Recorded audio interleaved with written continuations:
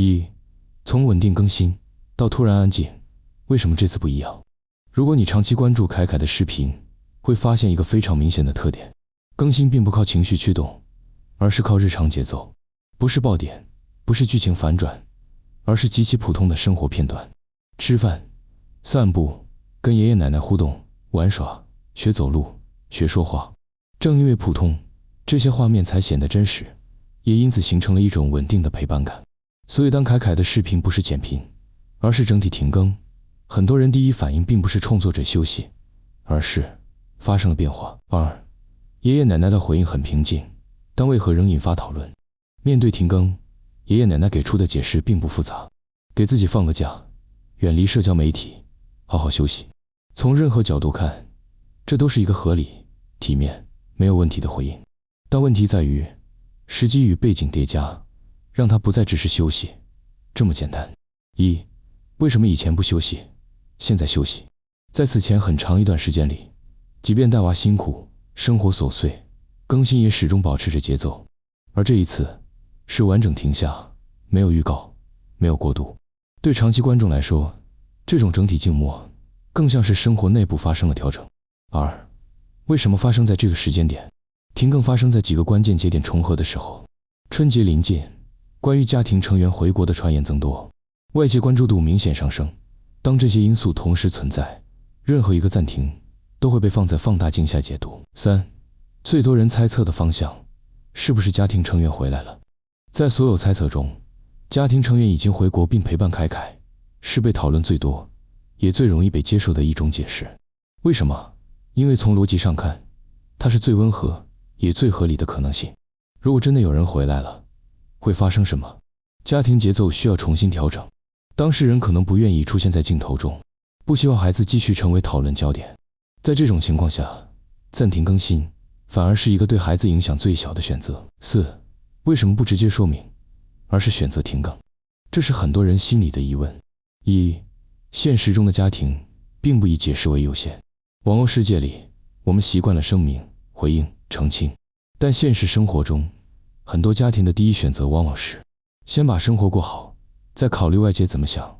尤其当涉及孩子，是否继续拍本身，可能就比是否回应更重要。而一旦解释，问题只会更多。只要开口，就会面临一连串追问：以后还拍不拍？关系有没有变化？之前的情况怎么解释？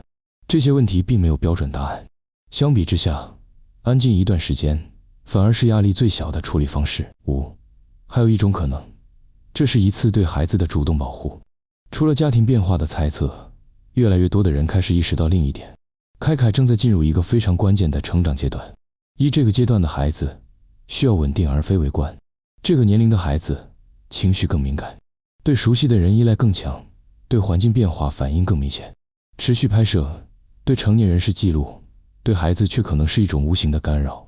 而停更也许是一种踩刹车。当流量与关注不断放大，停下来反而是一种清醒的选择。对孩子来说，没有镜头的生活才是最自然的生活。六，为什么观众会焦虑？不是因为没内容，而是因为关心。很多人会说，别想太多，人家只是休息。但必须承认，大家的焦虑并不是没视频看了，而是凯凯会不会被忽略，会不会失去陪伴。这是情绪，但也是善意。因为在过去的视频里，大家看到的是有人陪，有人照顾，有人认真对待他的成长。一旦镜头消失，担心自然会出现。七，需要说清的一点，停更发生不好的事儿，在互联网语境里，消失很容易被等同于出事，但在现实生活中，很多时候恰恰相反。对一个孩子来说，最安全的状态往往是没有镜头的时候。如果凯凯现在能被完整陪伴，能安静过一个春节，能不被讨论，不被分析，那么停更也许是一件好事。八，真正值得等待的不是更新，而是时间。关于凯凯，大家还会继续猜，会不会重新更新？家庭是否发生变化？未来会走向哪里？这些问题可能很快有答案，也可能永远没有公开答案。但有一点不该被忽略，凯凯不是内容，他是一个正在长大的孩子。